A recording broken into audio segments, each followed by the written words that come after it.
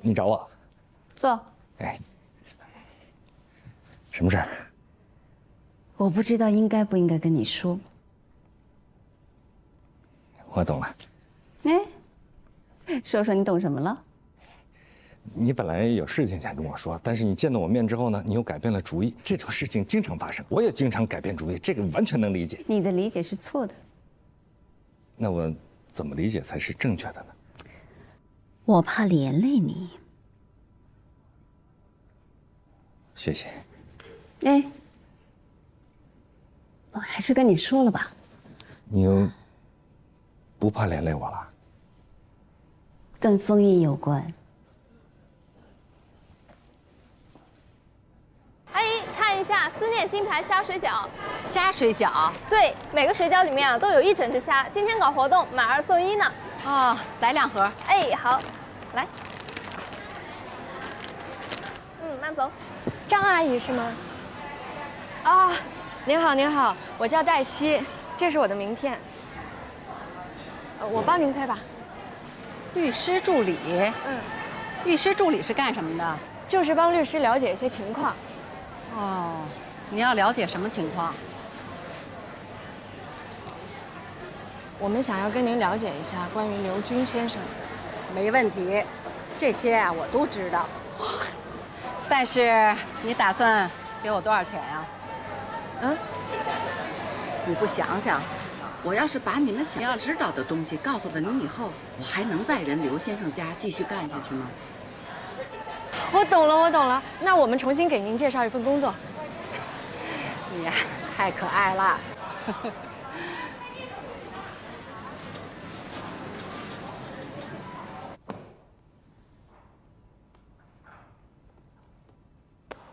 我已经下班了。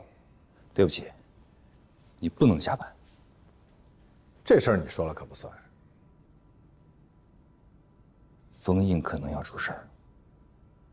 出什么事儿？你不知道。什么事儿？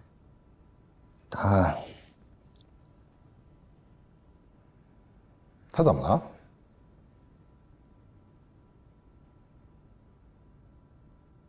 如果你没想好到底要不要跟我说，最好先回去安安静静的想好再来找我。不，他昨天晚上犯了一个重大的错误。哪方面的？男女关系方面。你怎么知道的？有个女的投诉他。跟谁投诉？顾杰。顾杰？顾杰现在非常的为难。哎，你不能去找顾杰。我为什么不能去找他？因为他跟我说了，别告诉任何人。他告诉你，就是想让你告诉全世界。怎么可能呢？他让我发誓不能告诉任何人。这是他对自己的免责条款。哎，那你也不能去啊！你要是去了，你等于把我给卖了，他以后就不信任。你记住，他本来就不信任你。你应该去找封印，让封印辞职。你说什么？这是目前唯一能让大家都体面的办法。这是顾杰让你跟我说的？不是，那个女孩向顾杰投诉之后，这是顾杰想出来的两全之策。顾杰跟那个女孩说，先不要声张，然后给她一笔和解费，并且让封印辞职。顾杰他来征求我的意见，我也觉得这是目前最好的办法了。你想啊，如果闹起来，那我们律所的声誉，包括封印，你我都知道，封印是一个洁身自好的人，他不可能。这没什么不可能的，人都有弱点，洁身自好的人也有弱点啊，保不齐一时糊涂，一时。你告诉我那个女孩在哪儿，我去找她，我去问她。顾杰不肯说，不肯说，不肯说就是问题。爸，这能理解呀，总得保护这个女孩的隐私，对吧？这也不是什么光彩的事儿。我不相信，我不相信顾杰，一个字一个标点符号我都不相信。你也不能完全相信封印，总不会是空穴来风吧？哎，你干嘛去啊？哎，你冷静点，你找谁去啊？罗云。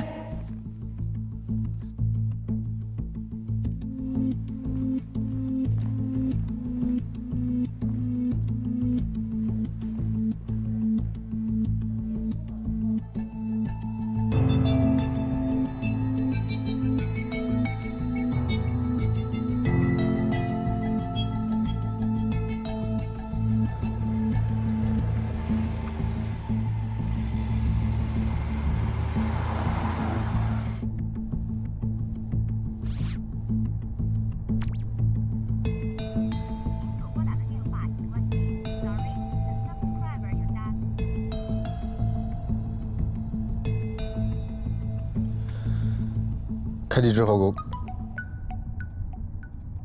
喂。喂，罗老师，您今天还回来吗？有什么急事吗？是这样的，我刚刚去找了刘军的保姆，他说他愿意给我们作证，但是有一个条件，他想要一笔赔偿金。不行，绝对不能给他钱。一旦给了他钱，就成为收买证人。你再想其他办法。人家给咱们作证是要丢饭碗的，咱们又不能给人家赔偿，那人家当然会有后顾之忧，不敢作证，也不愿意作证了。喂。开机之后给我回电话，我有事儿找你。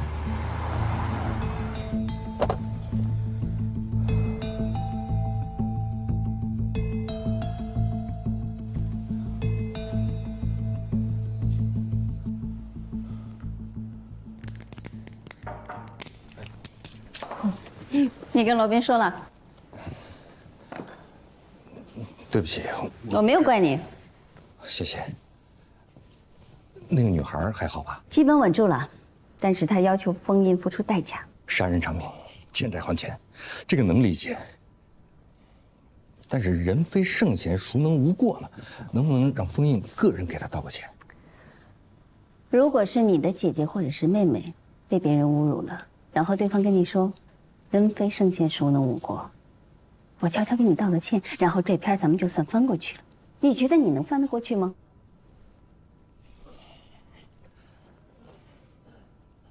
但是封印他怎么会犯这种错误呢？人犯了错误就应该接受惩罚。罗宾他不相信，他不是不相信，他是不愿意相信。因为如果封印接受了惩罚，罗宾的好日子就到头了。封印要是不承认呢？那我就直接召开律所高级合伙人的临时会议，把这件事情摆到桌面上来。封印要为他的所作所为给大家一个交代。哎呀，顺便说一句，我呢在全景还有一项特权，但这项特权我从来都没有使用过。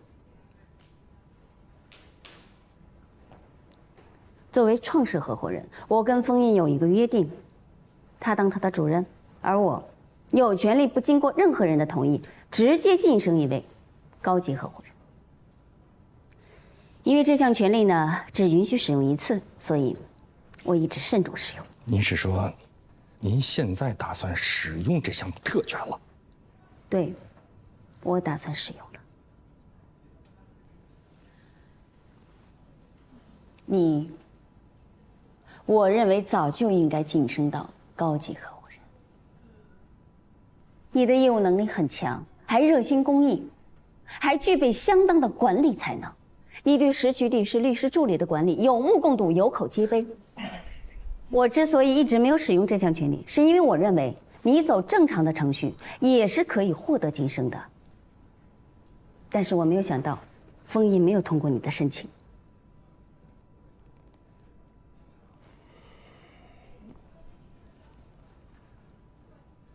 但是如果封印他这次还是不同意呢？第一，不需要他再同意了；第二，他很快就不再是我们全景的执行合伙人了。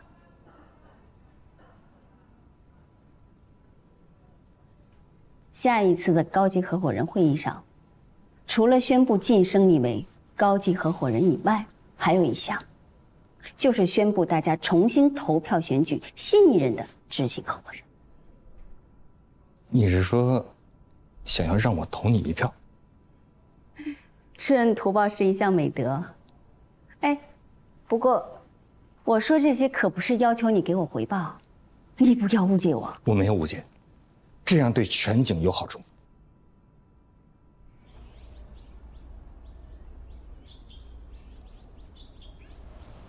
哟，巧啊！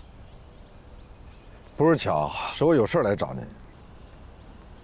怎么了？出什么事儿了？我跟你说，你千万不要告诉任何人。您说，我体检出了点小毛病，医生让我再复查一下。什么小毛病？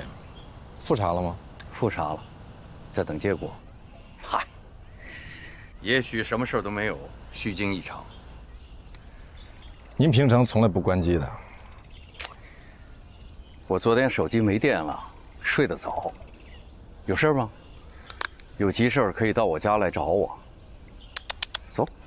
顾杰说有一个女孩投诉你，他接待的。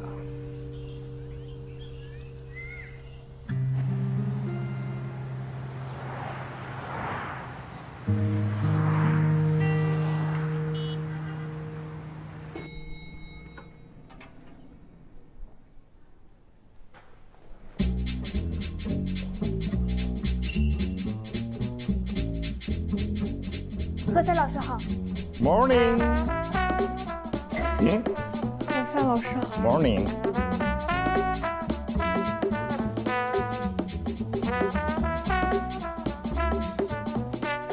Morning。犯什么病了？你为什么这么认为呢？难道你不值得别人跟你说 morning 吗？我当然值得，只是你没有跟任何人说过 morning， 包括我在内。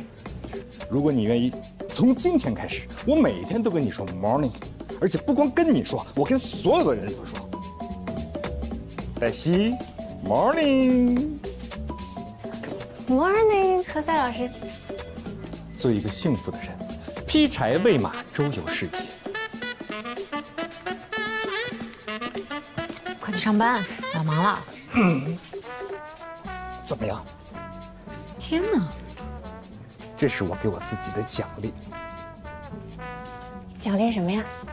奖励人生中最重要的时刻。Oh my god！ 怎么了？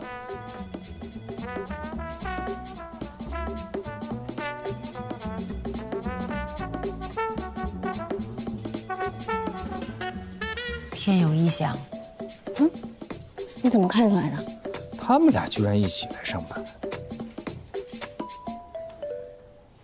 何塞老师，您没事吧？你看出我有事儿了？有。好事儿坏事儿？好事儿。我要跟你说点事儿。地球要毁灭了，何塞当上了高级合伙人。谁跟你说的？我怎么不知道？他带了一块新的手表，是他对他自己的奖励。也许他是为了奖励自己减肥成功呢？不是，他是为了奖励自己当上了高级合伙人。这块表是他上一次以为自己当高级合伙人的时候买的，但是他没有当上，所以一直没有戴过。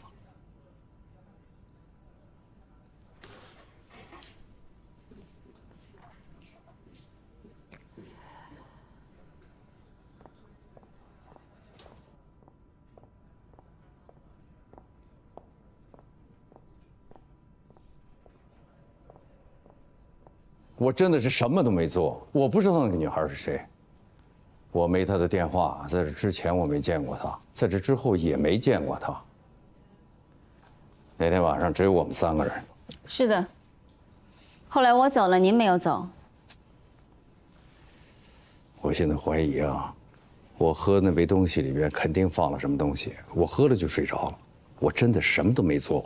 您什么都不知道，为什么坚称自己什么都没有做呢？如果啊，我说的如果他认为我做了什么，他可以告我是吧？他可以到公安局去告我，他到你这儿来投诉，让你出钱了事，这算什么？这叫讹诈。如果他跟你我要钱，算讹诈。事实是我为了保护您还有咱们律所的声誉，主动提出的。别，我不同意。好，那您就去报警，你就跟他们说是一个您连名字都不知道的姑娘给您下了药，看警察信不信你说的话。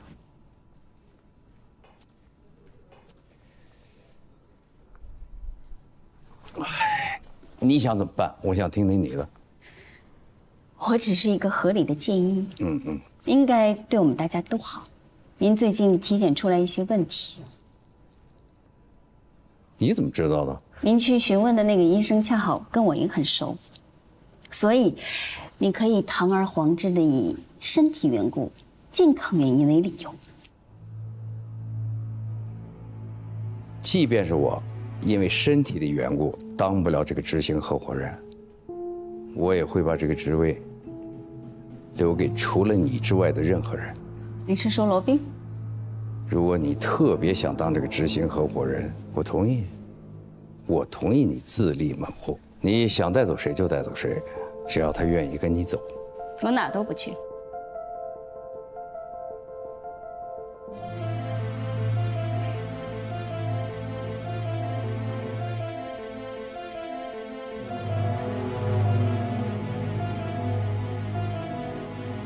冯主任，冯主任，好。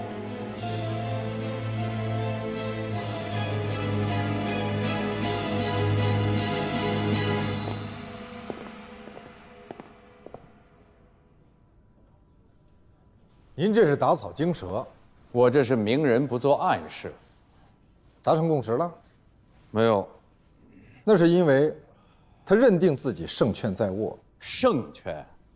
他手里哪张牌写着必胜啊？那张牌的名字叫何塞。他许诺给何塞高级合伙人。真无耻。然后在下一次的高级合伙人会议上，他会要求大家重新选票投举新的执行合伙人，理由是您干了见不得人的事儿，不再适合领导我们。他不会得逞的。律所好像应该发奖金了。我不会用钱来收买人心。现在不是比谁更高尚的时候。如果我为了拉拢何塞给他多发奖金，那赵旭呢？文昭呢？还有王琦，你会让我更快的失去人心。那或许您可以学学顾杰。你读读律所的章程好不好？拜托，我读过。律所章程明文规定，成为高级合伙人，一个必须满足的条件，就是要得到原有合伙人的同意。创始合伙人是个例外，他有并且只有一次行使特权的机会，就是直接晋升一位新的高级合伙人。既然这样，我成为高级合伙人，不需要顾杰同意，对吧？我放弃了这个特权。所以你使用了威胁？不是威胁，是暗示。暗示他可能发生过重大的错误，可以被除名。所以这一次，他算是以牙还牙。但是我并没有做什么错事，他威胁不了我。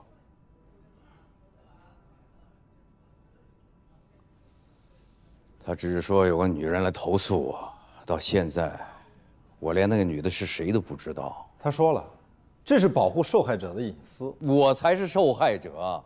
可如果顾杰真的发起重新投票，选择新的执行合伙人呢？不会有人支持他。不会吗？他为什么突然对何塞封官许愿？他在拉票。我不会为了拉票来做违背自己意愿的事儿。我怀疑现在律所大部分人都知道了，而且顾杰在四处散播，一般人只会宁肯信其有，这对你非常不利。什么叫宁肯信其有？如果那个女的跑到我这儿来投诉你，我不问青红皂白的宁肯信其有，你接受吗？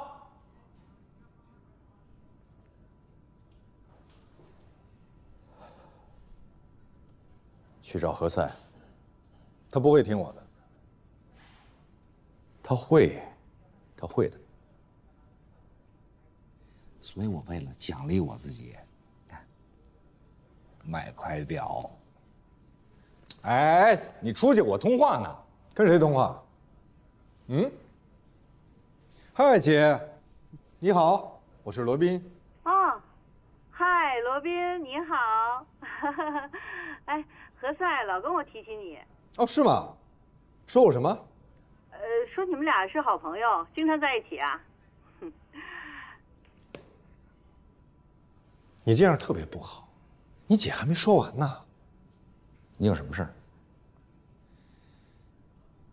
哇，好漂亮的表啊！你找我有什么事儿？晚上一块吃饭吗？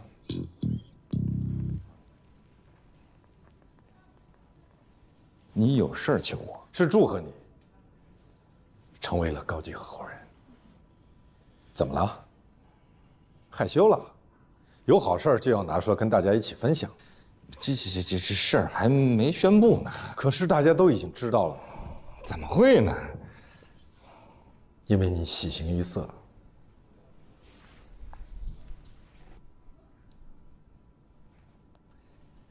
叫丽娜，那算了。哎，那你不叫丽娜也行。好，那我一会儿把位置发给你。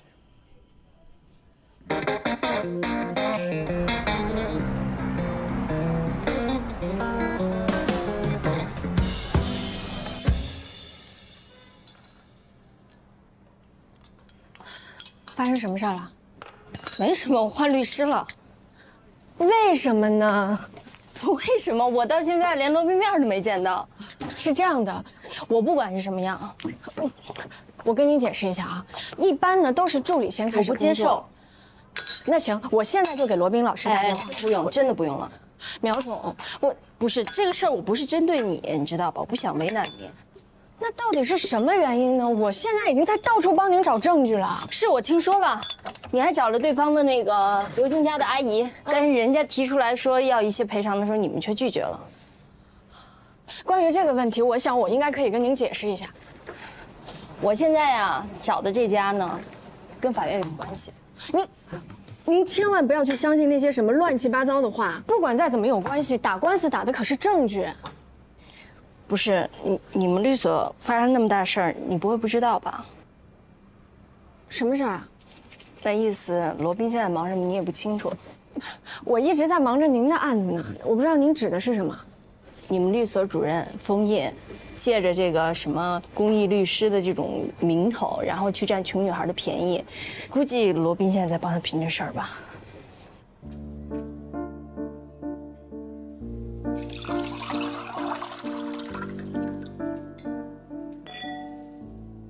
阿丁，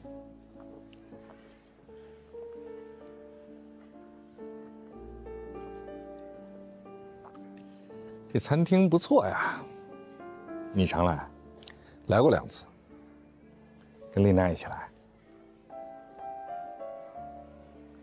不愿意回答就算了，没有不愿意回答。那你跟谁来的？你为什么对这个问题感兴趣？因为我回忆了一下，你这是头一次请我吃饭，而且就咱们俩，还在这么一个环境里。你觉得我心怀鬼胎，想问为什么，但又不好意思直接问，所以就先问我跟谁来这儿吃过。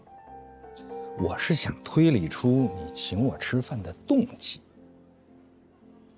那如果我跟你说我以前跟丽娜来这儿吃过呢？真的？就你们俩？为什么？这个问题我们能不能以后再聊？好吧，那以后是什么时候？就是说我认为可以跟你聊的时候。那你为什么觉得现在不可以跟我聊呢？因为我不喜欢同事之间聊私事儿，这样很容易会变成办公室八卦。那也就是说，你今天来请我吃饭是要跟我聊公事，但是公事为什么不在办公室里聊呢？你让我猜猜，你是要跟我聊封印的事？何塞，我跟封印认识都不是1天2天了，他是一个什么样的人，我都清楚。有很多杀人犯，在没有破案的时候，他的邻居都会一直以为他是一个好人，坏人脑门上没有刻字儿。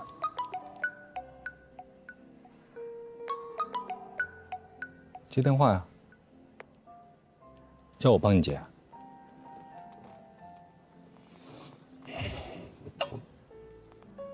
谢谢。Thank you。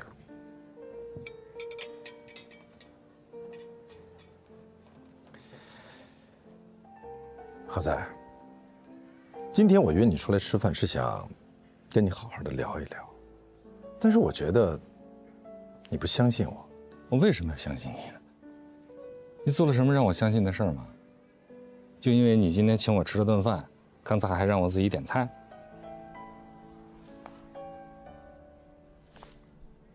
你想利用我？我没有想利用你，我只是想跟你说，封印突然被人投诉，这很蹊跷，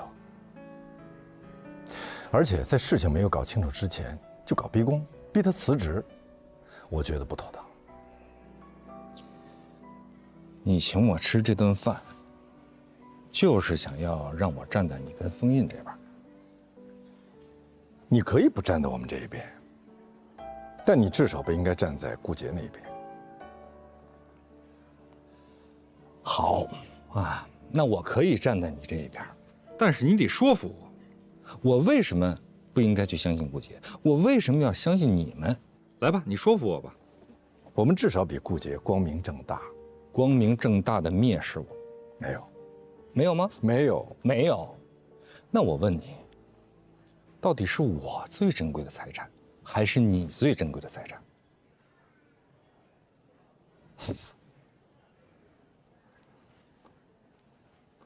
想起来了，如果我是你，我最珍贵的财产，而不是你最珍贵的财产。我当时只是跟你开个玩笑。你当时只是跟我开个玩笑，那你为什么不跟封印去开这么玩笑呢？你为什么挑中我？你能不能小点声？这是在餐厅。OK。如果你不喜欢，以后我不跟你开玩笑，也可以为之前跟你开过的玩笑，所有玩笑，让你不喜欢的，向你道歉。你姿态放得好低呀，有吗？这让我越发的相信封印是有把柄掌握在顾杰手里的，所以你们连我都要来争取。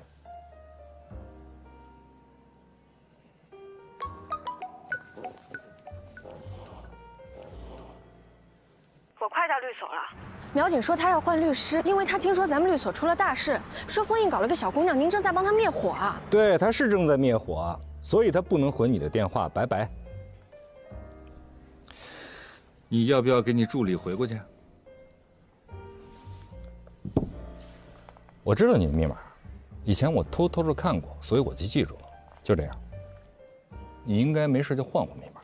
我所有的密码我都经常换，所有的。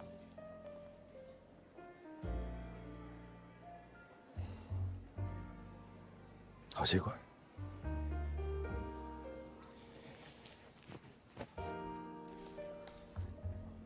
我也愿意相信封印，但是啊，我还是坚持认为，在事情没有查清楚之前，他应该先辞职。不可以。我们不能因为有人投诉封印，就让他辞职，这对封印不公平。这非常公平。如果说他都已经被投诉了，但是他依然若无其事，像什么事情都没有发生那样，继续主持工作，继续做他的主任，这样才是不公平的，对投诉的人很不公平。那你有没有想过，这个投诉的人，你我都不认识，甚至连名字都不知道，我们就相信他，这不妥当吧？即使按照疑罪从无的原则，我们也应该首先相信封印，直到他证明自己。好了，咱俩也不要争执了，好不好？咱们就等着投票表决吧。啊，律所最近会紧急的召开一个合伙人会议，顾杰会在会议上把这个事情提出来，因为这件事情关系到律所的声誉，所以所有的合伙人一人一票，决定封印的去留。事情还没有搞清楚，怎么投票？你听我说完好不好？你说，我刚才说到哪儿了？你说投票表决，我反对。我就是想看看你有没有认真的听我说话。你说。OK， 那我来告诉你，今天，此时此刻，我一直在非常认真的听你讲话，你的每一句话、每一个标点符号，我听得都很清楚，而且今天你用了很多的感叹号。但是我认为，现在首要的不是投票，这不是重点，我们应该先把这个事情搞清楚，在事情真相大白之前，我们应该相信，跟我们朝夕相处的同事。上司领导，我们要对他有起码的信任。你说完了，我来说好不好？很多时候，真相到底是什么样的，只有当事人知道。换句话来说，在整个这个事件里，只有封印知道他自己到底做了什么。如果他不想让更多的人知道他到底做了什么，那么最好现在找到一个稳妥的、体面的方式，赶紧回家。你放心。顾杰也会保全他的脸面，这样，我们就不用投票了啊！我们也不会知道封印他到底做了什么。不可能，他已经跟我指天发誓过，他从来没有做过任何有悖公序良俗的事情。好，那我们就看看到底有多少人相信他的发誓。这是顾杰在故意当众羞辱他，那他就应该站出来证明自己的清白。那如果说有人投诉你强暴过一个女孩，请问你怎么证明自己没有强暴？我每天都回家，自己睡觉。我们家门口就有监控视频。如果他说我强暴他，他必须准确地说出时间和地点。但是，我会非常精确地告诉他，在那个时间点我在什么地方跟什么人在一起。我跟任何女人都不会私下单独相处。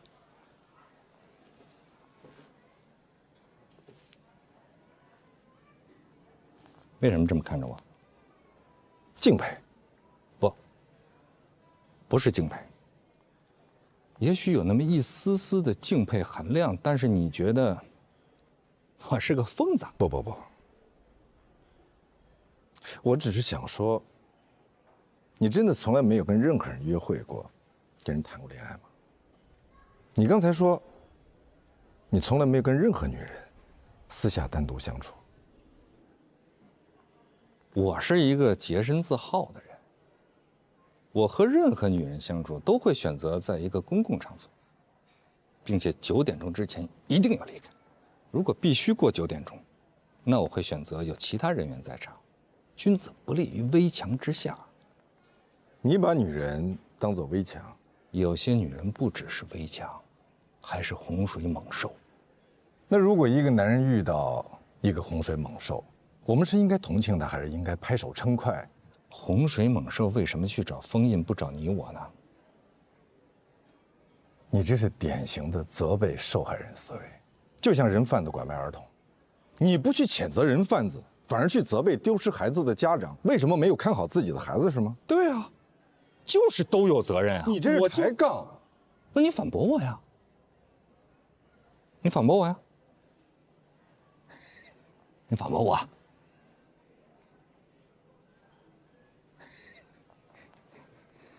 我第一次见到你哑口无言。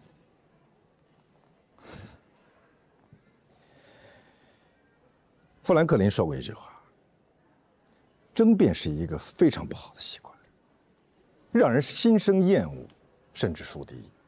不，他的原话是这么说的：如果你争强好胜，喜欢与人争辩，以反驳对方为乐趣，或许你只能赢一时。但是这种赢毫无意义和价值，因为别人永远不会对你有好感。我很棒吧？你为什么面带笑意？你也太难讨好了吧？你在讨好我吗？你为什么讨好我？不，我说你太难讨好了的意思是不是说我在讨好你，或者说我要讨好你？我只是在感慨，你为什么没有朋友？你朋友也不多，那是因为我对朋友的标准要求非常高，宁缺毋滥。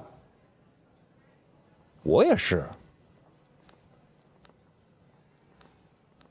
宁缺毋滥呗。好，那就都宁缺着好了。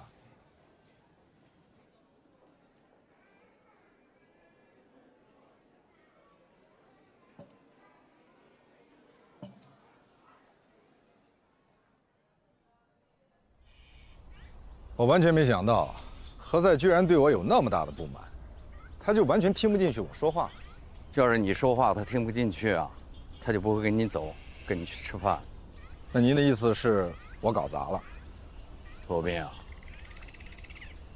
你最大的问题在于你根本不知道什么时候、什么地点得罪了什么人。木秀于林，风必摧之。看看。把何塞还当疯了吧？那您希望我把他当什么呀？和你一样，栋梁之才啊！那得您亲自去跟他说，他更在意您对他的认可。我怎么跟他说？我是不是要跟他解释，在你和他之间，我为什么选择了你当高级合伙人？很容易解释啊。怎么说？您就说我人缘不好，没有您的支持，我根本就当不了这个高级合伙人。但是他不一样啊，他人缘好，即便没有您的支持，顾杰也会让他当上。切。那这样吧，今年的10佳律师，您推荐他？今年只有1个推荐名额啊。知道。你真的打算让给他？只要他别再怨恨我们就好。还有一件事儿。我知道你要问什么，罗宾。如果连你都不相信我，我相信你。可现在的问题是，连那些八竿子打不着的人都跑来问我，这到底怎么回事？那让我怎么说？我上微博开个专栏，我给他们说：嘿，你们好，发生在我身上那事儿不是属实的，都是子虚乌有。你不觉得这事很蹊跷吗？啊，你为什么不报案呢？案由呢？敲诈勒索。谁敲诈勒索？顾杰敲诈勒索，人根本就没有敲诈勒索，他只是说接待了一个姑娘的投诉，在核查，这总不能抓人吧？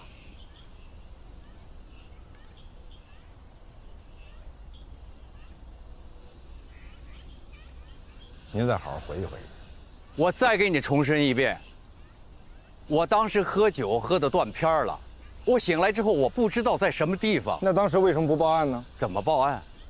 啊，我总不至于打个110说，哎，我跟朋友到另外一个朋友家去喝酒喝断片了，我现在醒过来了，家里一个人都没有，这怎么报案啊？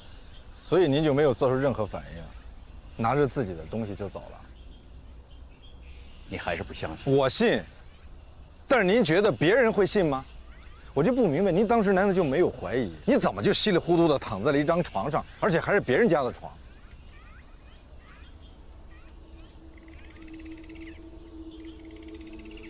我承认我当时有点慌，也觉得这件事有点蹊跷。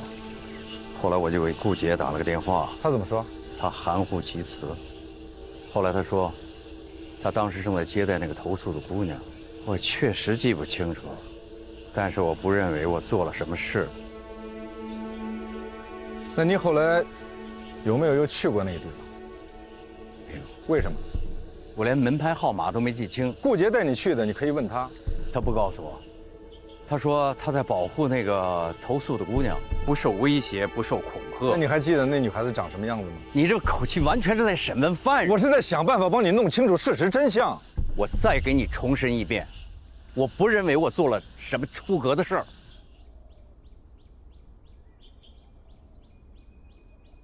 封印肯定不会承认，打死都不会承认。是我也不认。那万一人家真的把证据拿出来呢？你傻呀啊！自己承认犯罪那叫自首，自首最多了就是从宽处理。可要是自己不认罪，就算人家拿出证据，我们还可以质疑这个证据的真实性、合法性。这中间就有很大的空间了。哎呀，我看也没什么证据吧？对呀，要是真有证据，干嘛不去公安局直接报案呢？我要是那个女孩，我也不报案。法律事实跟事实真相那是两回事儿。万一封印倒打一耙，耍无赖啊，告那个女孩敲诈勒索，怎么办？哎，大喜，如果你是那个女孩，你会去报案吗？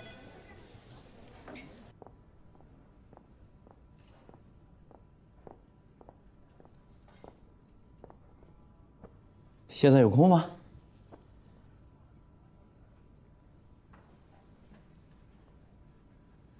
您过去跟我说话从来都是开门见山，从来没问我有空没空。有句话，人的脾气要和自己的本事相匹配。还有句话，人的品德应该和他的地位待遇相匹配。其实，没有顾杰，你可以跻身高级合伙人。